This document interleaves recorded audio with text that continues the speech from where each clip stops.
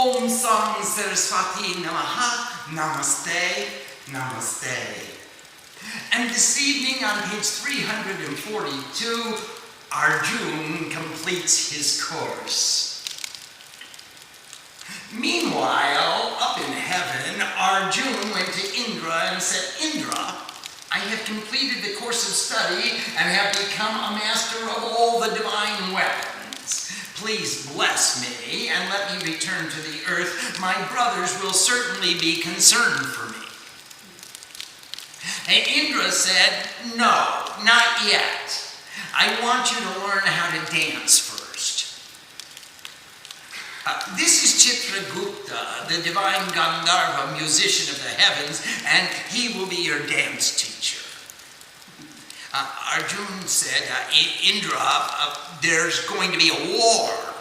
I came here for divine weapons. Why do I need to learn how to dance? Indra said, it will come in handy.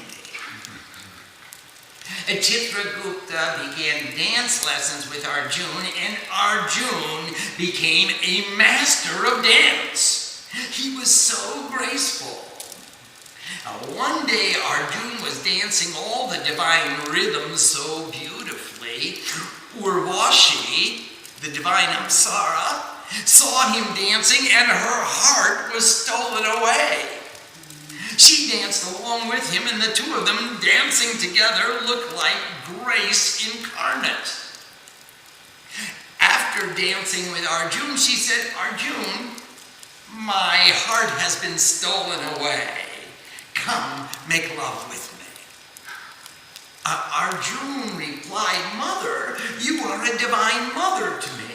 I have been sent here on a very specific mission to get divine weapons to prepare for the war that is going to take place. Indra has told me to learn how to dance, but I'm afraid that I don't have time to enter into a love affair and have romance at this time. So please excuse me, Mother. She said, I am an Apsara. I am lust incarnate. Don't call me mother. I'm not your mother. Arjuna said, Mother, when Narayan slapped his thigh, you were born from that thigh. That is why your name is Urvashi. Uru means thigh, and Vashi means the resident, she who resides in the thigh. And therefore you were born from Narayan, you are a part of God, and you exemplify motherhood to all creation. You are a mother to me. You are not lust incarnate to me. So, Mother, please excuse me, and this is not my time to have a relationship. Urvashi became very insulted. She said, I curse you. You have denied my overtures. You've insulted me and rejected my invitation. The invitation which is so much longed for by all the men of the universe. You shall become a eunuch. And she threw the water at him.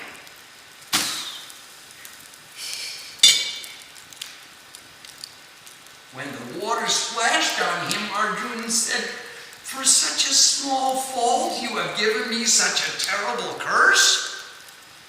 Indra came and said, Urvashi, that's not very divine behavior. Even your terrible curse should have some limit. She said, yes, Indra, I know that, but I got very insulted and very angry. He ordered, well then, put a limit on your curse. Urvashi asked, what should the limit be? Make him a eunuch for 1 year, Indra answered. Then Urvashi agreed, okay, he can become a eunuch for 1 year. So Indra gave Arjuna all the divine weapons and the knowledge of dance and abundant blessings, and Arjuna returned to the earth. When he returned home to his brothers, they were so happy to have the whole family together again. When their 12 years were complete, they were required to find a place to hide for 1 year. They went to the king of Chedi, Matsyaraj, the brother of Matsyagandha, who had become Satyavati. Arjuna the eunuch, dressed as a lady, became the dance teacher. Priyanella, being a cook, Yudhishthira became a minister and advisor. Nakul and Sahadev worked in the stables and took care of the cows, while Draupadi became Sarendri, the chief servant to the queen. And in this way, 1 year passed. Arjuna the Dance Teacher. Arjuna's dance pupil was the king's daughter, and her name was Uttara. Uttara was the incarnation of Rati, whose husband was Kamadev, the god of love, who had been burnt to ashes by the anger of Shiva. Uttara was a beautiful girl and an excellent student, and therefore Arjuna taught her all the rhythms that he had learned from Chitragupta when he was studying with the master in heaven. Uttara surrendered to her guru with great devotion, and she learned every movement with tremendous grace. Sometimes when Priyanella would talk with Uttara would say, "Priyanella, when I grow up, I want to have a husband just like you. There is no one else who exhibits such understanding, such grace, such compassion, and yet is so firm and strong in knowledge." Priyanella replied, "You know that's quite impossible for you to marry me, but I know one man who will be just perfect for you." And Arjuna thought of his son, Abhimanyu, the god of love. Draupadi and the death of Kitchat. 1 year's time passed for the Pandavas in hiding and working in menial jobs in the palace of Matsyaraj, the king of Chedi. The king of Chedi's brother-in-law was commander-in-chief of his armies. He was a very demonic man named Kitchat. One day Kitchat came into the queen's quarters where he saw Draupadi, head servant of the queen's helpers. Then he went to his sister, the queen, and said, "Sister, who is that beautiful maid you have?" And the queen said, "That's my new servant." Kitchat said, "Send her to me tonight." And the queen said, "That's not right, my brother. She's my servant." Her brother said, "I will be very happy to have that lady wait on me. Send her to me, otherwise I will not be pleased with you."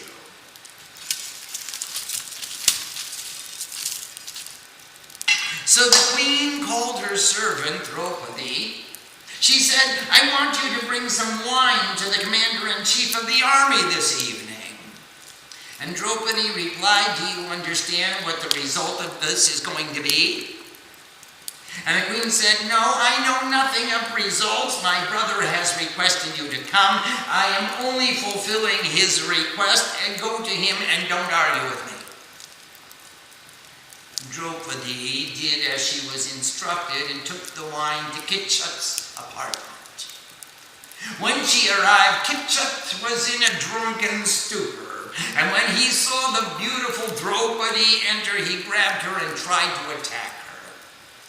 She struggled and ran away from him. She ran to the cook's apartment where Bhim was staying, and seething with anger, she said, "You must avenge this insult."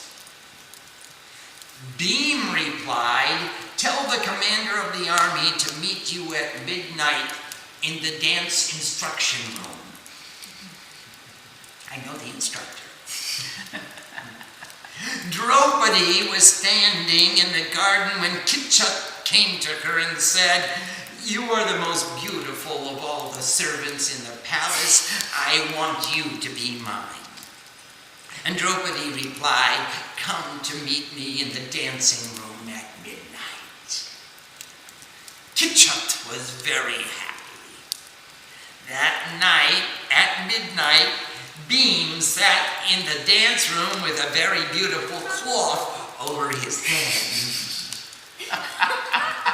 Kitchat was quite drunk when he entered, and he said, "Oh, my beloved, you are waiting here for me?" Beam made no response. Then Kitchat came up from behind and put his hand on his beloved's shoulder, and Beam turned around and punched him in the nose. Arjuna began to play the drum so that no one could hear the noise of the struggle, while Beam, with his own bare hands, strangled the commander-in-chief to death. News of the death of Kitchat spread throughout India like wildfire. And when that news was received in Hastinapur, Duryodhana thought, there are only 3 people in the world who could have killed that general: Bhishma, Dronacharya, and Beam. Bhishma is here in Hastinapur, and Dronacharya is here as well. That means it must have been Beam who killed him. Now, we know where the Pandavas are hiding. They are hiding in the palace of Matsyaraj, the king of Chedi. Quickly, let's take our army and attack. Then Sakuni advised, if we take our army and attack, Bhishma will never allow it. Let's tell Bhishma that because they have no commander of their army, their territory is weak, and we will go to protect them. Then Duryodhana went to Bhishma and said, Bhishma, Kitchat, the commander of the chief of the armies of the king of Chedi, has just been killed. We must go to protect their country. Duryodhana, along with Bhishma, Dronacharya, Kripacharya, Karna, and Dushana, mounted on their chariots along with the huge armies of Hastinapur, and proceeded to the northern borders of the king of Chedi. Some other wicked kings also heard the news that Chedi had no commander-in-chief, and they came to attack from the south.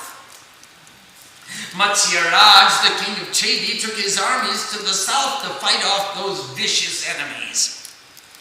Then the guards of the boundary to the north sent news to the palace that the entire army of Hastinapur had assembled on the northern border. The crown prince was a young boy, and he proudly proclaimed, I will march off myself to face the enemy alone to protect our northern border. Yudhisthira said, that's fine, crown prince, defend the honor of your country, but take dear Priyanella as your charioteer. He said, what? That eunuch of a dance instructor is going to be my charioteer? Yudhisthira said, yes, please just trust me. Take the dance instructor as your charioteer. The crown prince consented, and Arjuna mounted the chariot and began to drive the chariot right into the face of the enemy. When the crown prince saw numerous soldiers led by Bhishma, Dronacharya, Kripacharya, Karna, Duryodhana, and Dushashan, his heart sank into his stomach, and he said, I'm getting out of here. I'm not going to face that whole army by myself. Even the whole armies of Chedi can't face those warriors. Come on, Priyanella, drive the chariot. Let's get out of here. Priyanella replied, no, crown prince. We've come to defend our borders, and defend them we must. There is no turning back for us. Let's drive to that tree over there. They went over to the tree, and Arjuna said, okay, crown prince, climb up into the tree and you will find some divine weapons. The crown prince climbed up into the tree and found the weapons and brought them down. Opening the bundle, he exclaimed, my goodness, this looks like Gandiv, the bow of Arjuna. These look like the weapons of the Pandavas. These are divine weapons. How did they get into that tree? Bhishma said, never mind, you drive the chariot and I will stand on top. Arjuna took his bow and his arrows and they drove off right into the face of the enemy. Arjuna sounded the string of his bow and it rumbled through the heavens. Everyone knew that Arjuna had come. Duryodhana said, that's Arjuna's bow. We have found the Pandava brothers. We have discovered them in their hiding, and according to the rules of their exile, they must remain in the forest for 12 more years. Bhishma replied, no, Duryodhana, we didn't come here to find the Pandava brothers. We came here to defend the borders of Chedi, and besides, the 13th year is over today. Duryodhana replied, I don't accept that. My astrologers say the year is not yet over. They have to go for 12 more years in exile. Bhishma said, we'll discuss that later. Let's protect the borders of Chedi and not. Duryodhana said, no, I'm going to kill Arjuna right now. And he commanded his troops to attack. Arjuna fired arrow after arrow and no one could cut his arrows. Then he summoned one divine arrow and put the entire army of Hastinapur to sleep. He said, now, Crown Prince, go check the neck scarves from Duryodhana, Karna, and Dushashan and bring them back. They will make an excellent presentation to the princesses of Chedi.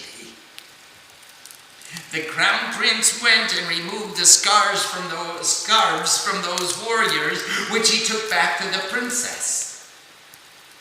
Then Priyanela told everyone, look at the heroism of the Crown Prince. He defeated the entire army of Hastinapur by himself. Everyone was so amazed at this feat of the Crown Prince to display such heroism in his first battle. But the Crown Prince couldn't take credit for the victory all by himself, and he revealed the identity of the Pandavas. The 1 year of hiding was over.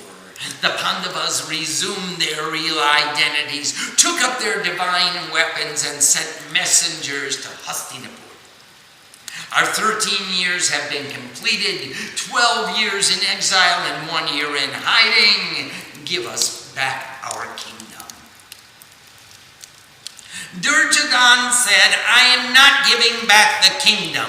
I found your hiding place and therefore you return for 12 more years in exile and then come back and beg from me and then maybe I will give you the kingdom. All the allies of the Pandavas began to assemble and the friends of Duryodhana assembled and the stage was set for war. The counselors advised, let us fight.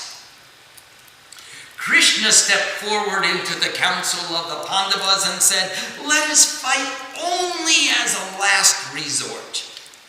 When we go to war, we are going to be fighting Bhishma, your grandfather, Dronacharya, your guru, Kripacharya, the guru of your family.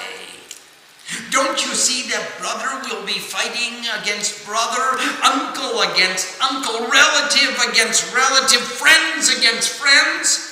Let's try everything we possibly can to avoid the war. Only then will we accept that we must fight. I will go myself to Hastinapura as the ambassador of the Pandavas. Krishna went to Hastinapur and said, I have come on behalf of the Pandavas. Their 13 years are complete. Give them back their kingdom.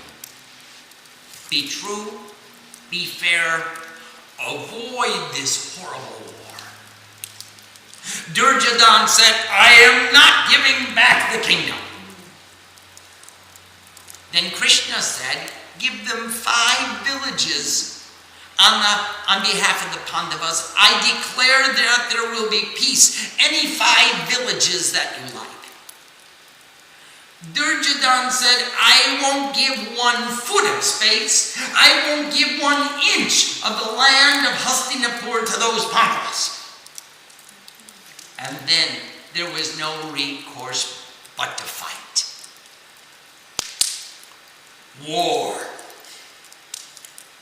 On that fateful day, the armies of the Kauravas, led by Duryodhana, Dushashan, and their 100 brothers, along with many heroic warriors such as Bhishma, Dronacharya, Kripacharya, Ashwatthama, Jayadratha, Karna, lined up facing the armies of the Pandavas, led by Yudhishthira, Bhima, Arjuna, Nakul, and Sahadev, with Krishna driving the chariot of Arjuna.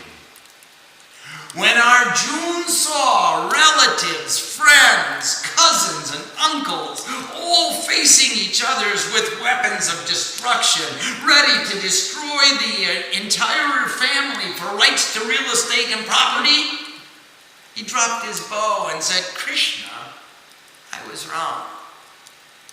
There is no need to fight. I'd rather that they have everything and we take nothing than to enter into this battle of destruction.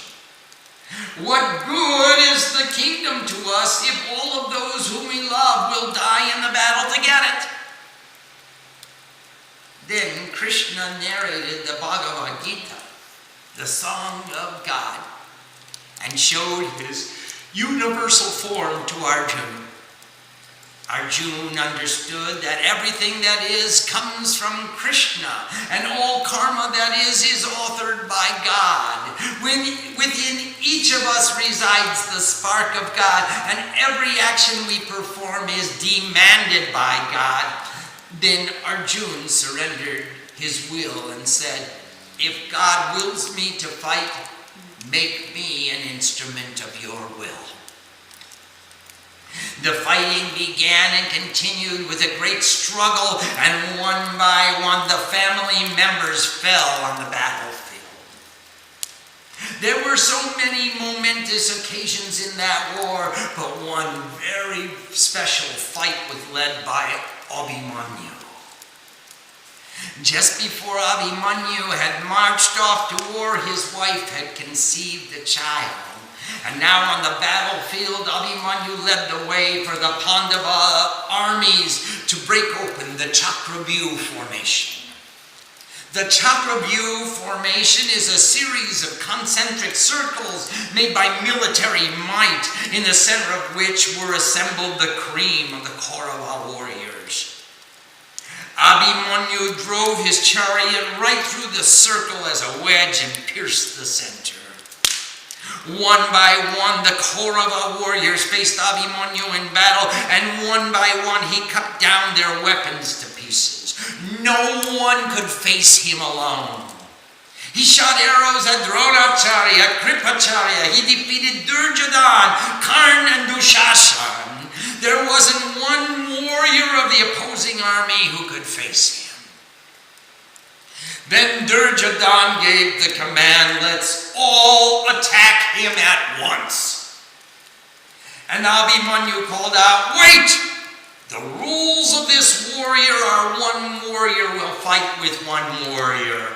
Why are you breaking your truth? You promised to fight a dharmic battle based on laws of military prowess. We have all taken an oath to maintain the code of military conduct, that only one warrior will fight with one warrior. Duryodhana replied, my duty is to defeat my enemy any way I can. I am here to win this war. I don't care about the ethics of military codes. Everyone attack him at once. Abhimanyu shot arrow after arrow, and no one could pierce him. He wounded each of the warriors that faced him, and none could touch him. Then Karna shot an arrow which crippled his chariot. Abhimanyu fell from the chariot onto the ground. Each of the Kaurava warriors took his sword, and they all attacked him at once. Abhimanyu picked up the chariot wheel and spun it around so no one could approach him. But while he was fighting in the front, they grabbed him from the rear and they brought him down and stabbed him with their swords. And Abhimanyu left his body on the battlefield. When Arjuna heard this news, he came to the battlefield to perform the rites of his fallen son. All the great warriors of both armies collected that night around the funeral pyre, and Dronacharya said, "Arjuna, if it were not for Abhimanyu, we would have won the war today. There was never a hero in any battle who was like your son. Single-handedly, he defeated all the commanders of the Kaurava army, and it was only by deceit that he fell in battle." And that day, Arjuna took the solemn vow that he would defeat all those forces of deceit. And he did. One by one, the Pandava warriors killed each of the generals of the Kaurava armies. Bhishma, Dronacharya, Kripacharya, Ashwatthama, Jayadratha, Dushashan, and Karna all met their deaths in the battle. Ultimately, Bhima met Duryodhana in direct combat with the mace. Having slain Duryodhana, the Pandavas regained their kingdom. But there was no joy in having such a kingdom taken at such a cost.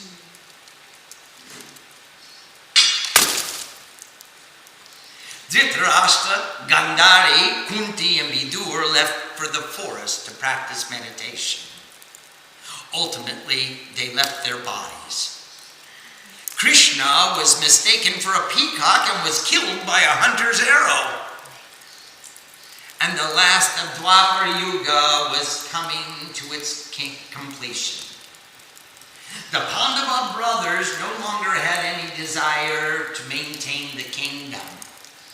When Parikshit, the son of Abhimanyu, who came forth from Uttara's womb, became 36 years of age, the Pandava brothers crowned him as the king, and they too departed to perform tapasya in the Himalayas and ultimately left their mortal bodies. Parikshit and the coming of Kali. What a mighty king Parikshit was! He wouldn't let any enemy of Dharma reside anywhere in his kingdom. When Parikshit was an old man, his wife conceived a son. But before the son was born, a most amazing thing happened. One day, the king was out hunting in the forest, and when he came just near to the edge of his kingdom, he saw Kali Yuga approaching, the age of darkness. And he said, "Kali, what are you doing here? You can't come into my kingdom." He took out his sword and he began to chase Kali, and Kali ran in fear. Wherever Kali ran, Parikshit chased behind until Parikshit finally reached out and grabbed Kali by the hair, and holding that hair, he took his sword and said, "I am going to cut off your head. I'm not allowing Kali to live in my kingdom. I don't want an age of darkness here." And Kali said, "Wait, king, I take refuge in you. You can't kill a being that has taken refuge in you. That is not the dharma of kings. I surrender to you. Don't kill me." "Why shouldn't I kill you?" asked Parikshit. "I have some good qualities too," said Kali. Parikshit said, "Name one." And Kali replied, "Whatever karma an individual performs in my age, he will receive the fruits of it immediately." Parikshit agreed. That is a good quality. If noble souls perform pure actions, they will quickly advance in spiritual life. But I will not allow you to live in my kingdom while I am the king. And Koli asked, oh, then where shall I live? And Parikshit replied, I will give you 3 places to live. You can live in lust, you can live in deceit, and you can live in gambling. And Koli said, those places are too limited. Give me one other place to live. And Parikshit said, you can live in gold.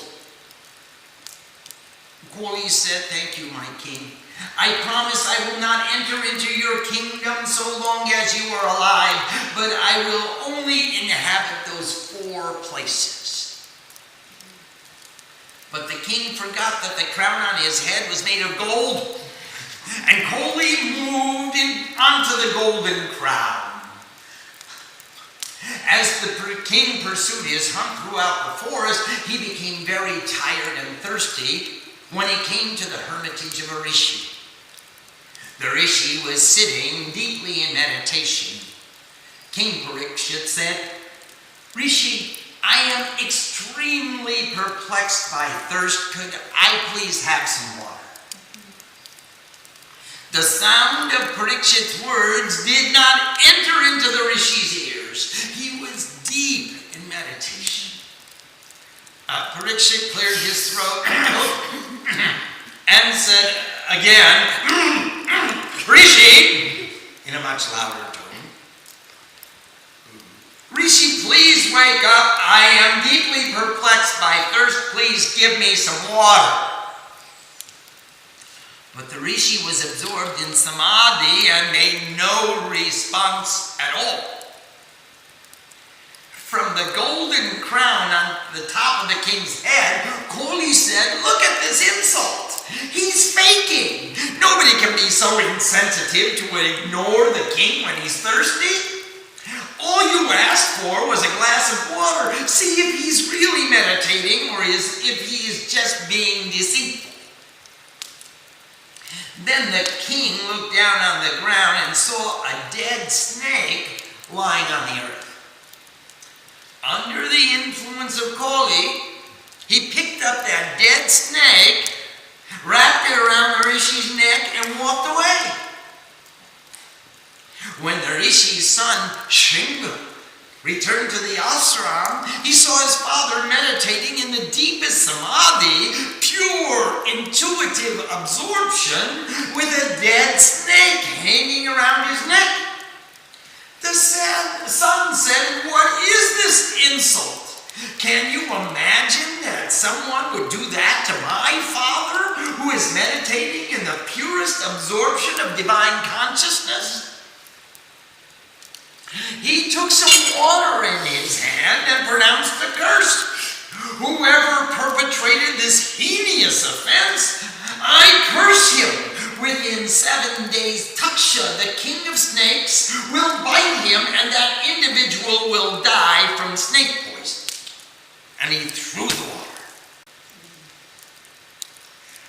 When King Parikshit heard that he had been cursed to die by snake bite within 7 days, he called all of his ministers together and said, what should we do? And they said, no one can avoid the will of God. Whatever God proclaims will happen. Still, an individual should make every effort to act correctly. Quickly, let us build a tower which is completely airtight. On the very top of the tower, we will construct the king's quarters, and we will put sentries around so as to not allow even an insect to enter. And there let the king listen to the Bhagavat, and we will all pray to God. Immediately the immense tower with the king's quarters on the top floor was constructed, and all around sentries were stationed so that even an insect could not enter.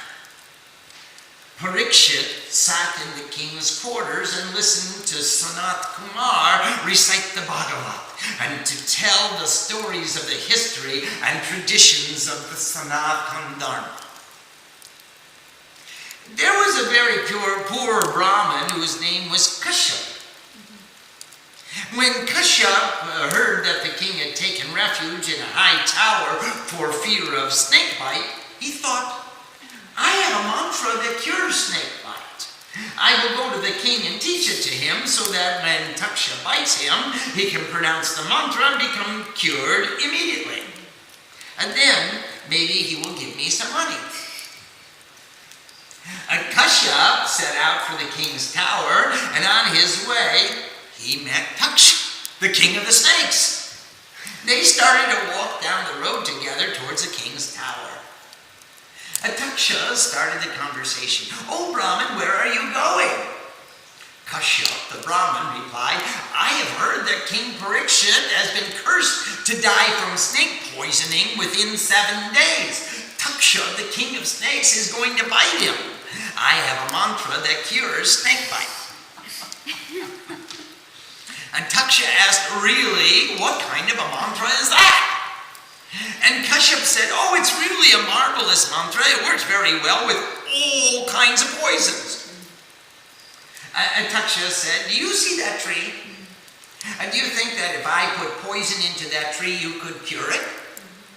And Kashyap said, certainly. Then Taksha injected poison into the tree through his venomous fangs, and the tree immediately shriveled to ashes. And Taksha said, do you think your mantra could cure that tree? And Kashyap replied, surely it can. He closed his eyes, rubbed his hands together a few times, and said the mantra, and the tree came to life again. Taksha said, that's marvelous. I have never seen anything like that in my life. What is it that you want? And Kashyap replied, I am a very poor Brahmin, and I need some money with which to feed my family. So I'm going to give the mantra to the king. Maybe he will give me some wealth by which I can care for my family. And then Taksha said, well, I'll give you the wealth right now. If you're going there just for money, you don't have to take the trouble to go all that way. Why don't you just go home? Here, take this money and return to your home. And then Kashyap sat down in meditation and saw that it was the time for the king to leave his body anyway. So he said to Taksha, okay, I'll take your money. And he went back home. It was the evening of the 7th day. And Sanat Kumar had just finished reciting the Bhagavat. Parikshit was totally illumined with wisdom, and he said, you know, my guru, whatever God wills to be, will be. And I bow to the will of God. If God wants me to survive, I will survive. And if God wants me to leave my body, I will leave. No longer have I attachment to my own desire. I surrender to the will of God and accept whatever is the divine will. Just then, Taksha came to the base of that tower. He took on the form of a Brahmin, and other snakes with him all took on the form of Brahmins as well. And they said, Captain of the guard, we would like to see the king. And the captain of the guard said, I'm sorry, no one can go in. The king is not seeing anyone today. And then Taksha explained to the captain of the guard, we are holy Brahmins and have been praying for the welfare of the king. We have been performing puja for his welfare, and we have brought some prasad from those offerings. Could you at least give this fruit to the king? The captain of the guard said, certainly. He took the basket of fruit and sent it up to the king's apartment.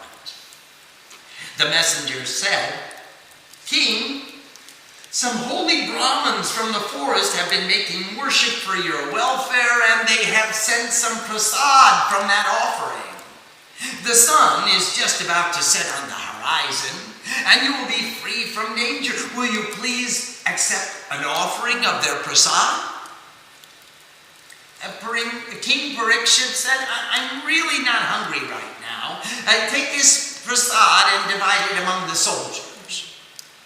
Just leave this one little apple. He took an apple from the baskets and said, let's divide this apple amongst the ministers. He broke open the apple where he saw a little spot. And the spot started to grow until it became a worm. And the worm grew until it became a snake. And the snake grew until it became Taksh, the king of snakes, who bit the king Parikshit, injecting his deadly poisonous venom, and the king Parikshit gave up his life. King Janamejaya and the Great Yajna. After some time, the queen gave birth to a very beautiful son whose name was Janamejaya. Janamejaya grew up to be the king. After he had been crowned as the king and taken over the duties of administering his nation, one day he turned to his ministers and said, "Tell me about my father. How did he die?" And the ministers said, "Your father was killed by a snake bite from Taksh, the king of snakes, because of the Rishi's curse." And Janamejaya said, "It is the duty of a son to avenge his father's death. And now I am declaring war on all snakes. I shall make one great snake yajna, in which I shall burn every snake in the fire of our sacrificial altar." He sent out his soldiers in every direction, rounding up as many snakes as they could find, and he invited the rishis and brahmins who sat around the sacred fire chanting mantras. One at a time, he threw the snakes into the burning flames. When Taksha heard of the snake sacrifice, he ran and hid. Janamejaya called Garud, the eagle who is Vishnu's conveyance, and ordered, "Find Taksh. I am going to burn him in the fire." All of his soldiers brought many snakes, and as many snakes as were brought, Janamejaya would throw them into the fire. All the snakes that could escape ran to take refuge with Manasadevi. Manasadevi was the wife of Jaratkaru Muni, and they had a son named Ostik Muni. When the snakes came to Manasadevi, they said, "Mother, please save us. We are innocent. We didn't do anything. Is it fair to kill an entire race of this creation for the misdeed of one member? We are not responsible for the death of King Parikshit. Save us." Manasadevi granted them freedom from fear and called her son Ostik Muni. She said, "Muni, find a way to stop this snake sacrifice." Ostik Muni said, "Please give me your blessing, mother, and certainly it will be stopped." Manasadevi gave her blessings, and Ostik Muni, shining with the radiance of tapasya, went walking into the sacrificial arena where the snake yajna was taking place. When the king Janamejaya saw the radiance of the Muni coming into the sacrificial area to bless him, he stood up from his sacrifice and bowed down to him and welcomed him with great respect. He said, "Muni, ask some boon from me." And the Muni said, "King, I have one request for you." The king replied, "Whatever it is, it will be done. I bow to the holy Brahman. I bow to the radiance of your tapasya, to the wisdom which you illuminate. Certainly I will fulfill your request. Please explain to me what is on your mind." Then the Muni said, "A king is the protector of the subjects of his kingdom. These innocent snakes have done no harm to you. Also, they are subjects of your kingdom. Therefore, you are transgressing your dharma by killing these innocent subjects. Your duty is to protect them, to protect the defenseless and the helpless, and to strive for the upliftment of the downtrodden is the duty of a king. And here you are persecuting the defenseless. You are using the powers of your warrior dharma for evil rather than for good, and the effects of this will be adverse. Therefore, King Janamejaya, I request you to stop this sacrifice. The king said, I have taken the Sankalpa to avenge my father's death. How can I stop the sacrifice when the slayer of my father is still at large and my sacrifice is not yet complete? Ashtik Muni said, your father attained liberation through the Rishi's curse. The king of snakes was merely the instrument. And now the greatest honor that you could pay to your father's memory is to change the nature of your sacrifice from one of destruction to one of construction. So, king, if you will stop destroying this race of snakes, you can complete the sacrifice of all sacrifice. The sacrifice of all sacrifices by listening to the wisdom of the scriptures. Janamejaya agreed. He set all the remaining snakes free, and then sat down and listened while Vedavyas narrated the stories of the Swami Purana. Ultimately, he attained liberation. Whoever will listen to these stories of the Swami Purana with an open heart and learn the wisdom of our Dharma with pure faith and one-pointed attention will certainly be blessed with peace and delight, health and prosperity, and the fullest harmony in every action performed. Om Tat Sat.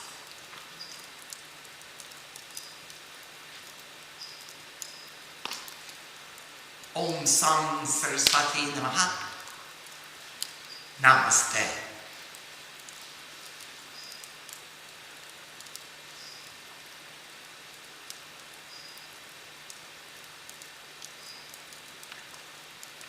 Remember, of all the offerings, the greatest offering is the offering of wisdom. Of all the gifts that we can make, the greatest gift is to share wisdom.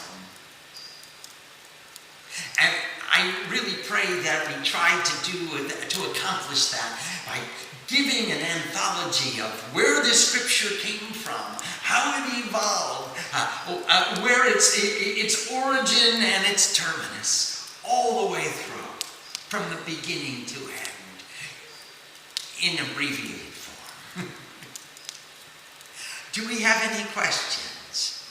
Thank you, Swamiji. Namaste. Swamiji, how are the Puranas related to the Vedas? The Puranas, remember the Vedas had 4 sections. The section of hymns, the section of stories, the section of pujas and yajnas, and the section of philosophy. Now, they were separated. And they were divided into these 4 divisions, each of the Vedas. So the Puranas came at a later time and told the story about a king who went into the forest and met a rishi who was, a king was perplexed by problems. The rishi solved the problems by performing this puja. And told us, and he sang the hymns during the puja and explained the philosophy which resolved all the king's problems. So that's how the Puranas came and put them all back together, all 4 parts, into an integrated whole. Because in Vedic times, they were all quite separate. All you had was a snippet here and a snippet here.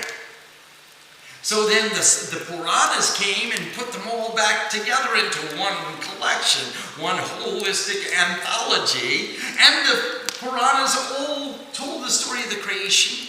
And they told the story of the rishis. Then they told the story of the kings.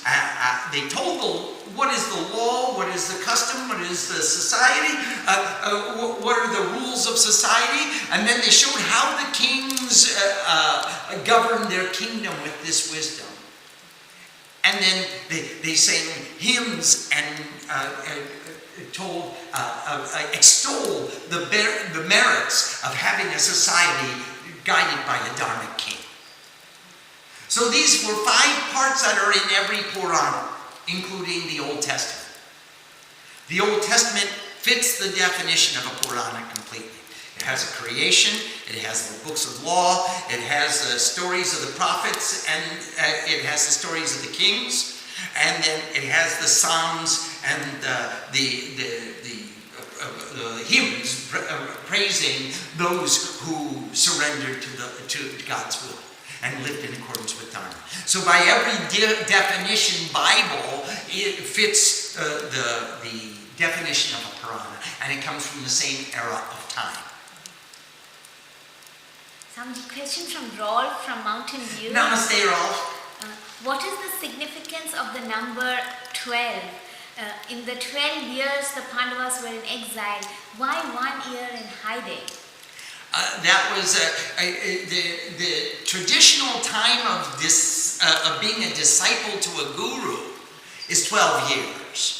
So when you take initiation with a guru, you go for 12 years into tapasya. This is a very appropriate number. Now, thereafter, they went 1 year in hiding. And as Usha pointed out to us so very nicely the other night, that the 5 senses were withdrawn into the forest of tapasya. And then for 1 year, they were completely in hiding. They were totally in samadhi. Swamiji, Usha from Canada has... Namaste, Usha ma'am. Swamiji, in a way, the whole war reminds me of the battle in the Chandi. Duryodhana being the ego. They just did not mention the Divine Mother. If the 5 Pandavas are seen as the discriminating faculties, this is a more of an Advaitic picture.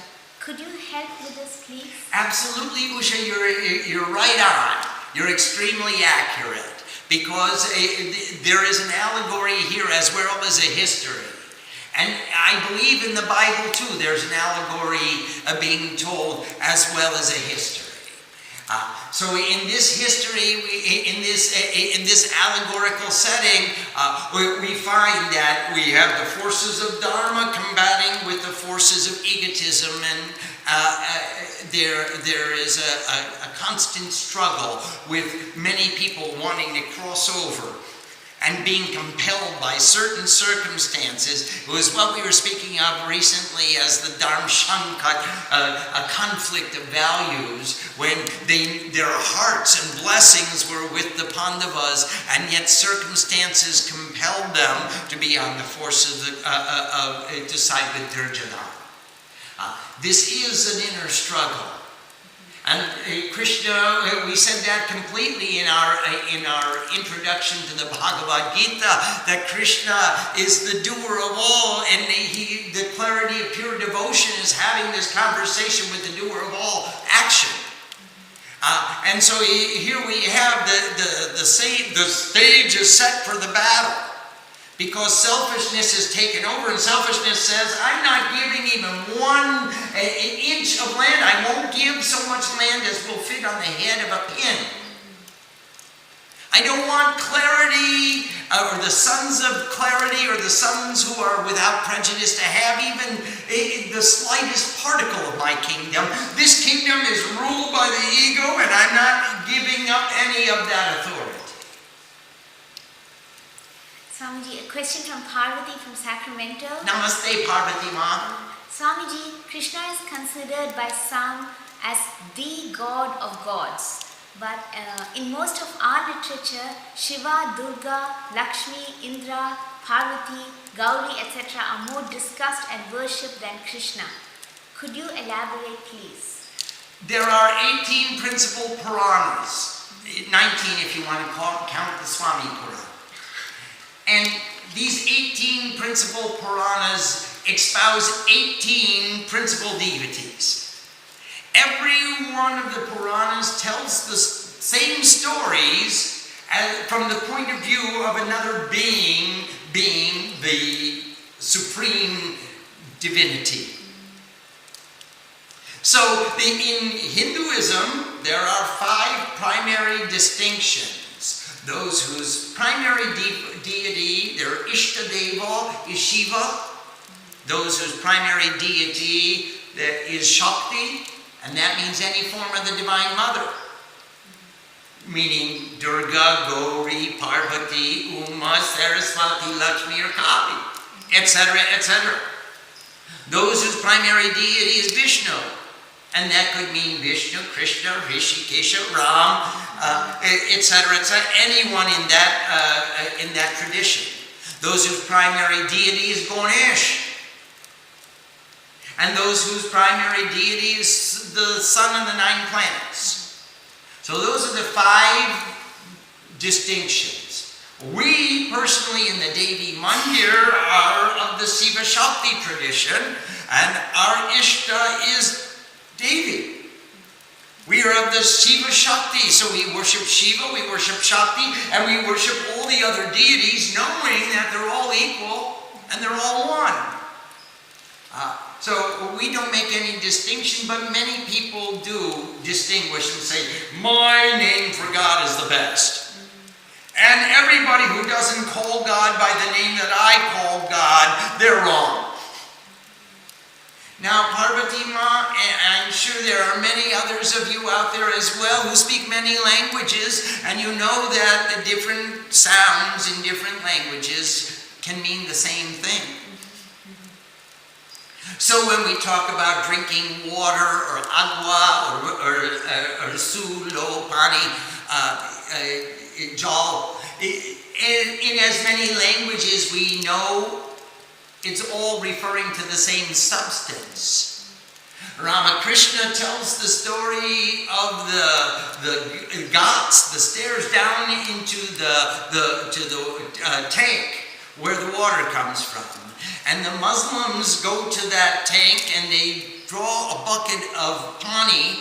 The Hindus go to the tank and they draw a bucket of jal, and the Fringis, the white people go down and they bring a bucket of water. And they all drink the same stuff. So that's the philosophy from which we have evolved. And we're descended from the lineage of it's all one. Swamiji, from Barbados, Kalia has a question. Namaste, Kalia. I'm glad you reached safely. She's asking if did Krishna instruct Arjuna to learn to dance mainly for him to be nimble-foot on the battlefield? No, because actually he had to hide for 1 year, and where could he hide? Everyone knew Arjuna. He was world famous. He had conquered all the nations and united India. So he was well known. Everyone would have recognized him. So they made him a eunuch dance teacher.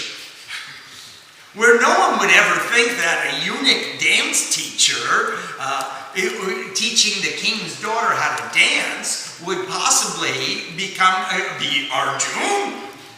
Unthinkable. Devi has a follow-up question from what Roy Sure. said. Swamiji, how do people with families that have just come to this knowledge and living in this day and time work with a guru for 12 years? Is this possible, or do they only have the hope of doing it in the next life? Oh no, Davy. Look at how we're working together here all around the world. This is really incredible for me. To have so many dear friends and so many beautiful relationships and very strong relationships all around the world just by using electronic devices. We're giving a new meaning to the universality of the Rishi's wisdom. So I think it's possible to do it literally and figuratively. You can be disciples and practice the knowledge and chant along with us and read the stories and look at ways that you can implement and integrate this knowledge into your own circumstances. Swamiji, question from Kumari. What does it mean that Arjuna went to heaven and learned about divine weapons? Was that at the astral level? When did he learn to do this? Yes, he was blessed when he was blessed by Krishna and he was blessed by Shiva, that he could go inside and live in a heaven and create his own heavenly bob and achieve divine weapons. And that's what you get when you're going to go inside. You go to heaven. And when you go to heaven, it doesn't necessarily mean a geographical location. And the divine weapons are not necessarily bows and arrows and swords and spears, but they are also the sword of wisdom and the shield of faith and all of the other weapons that the goddesses, all the divine weapons that they hold in their hands with which to combat, we combat the excesses of negativities. So I think in Arjuna's going to heaven,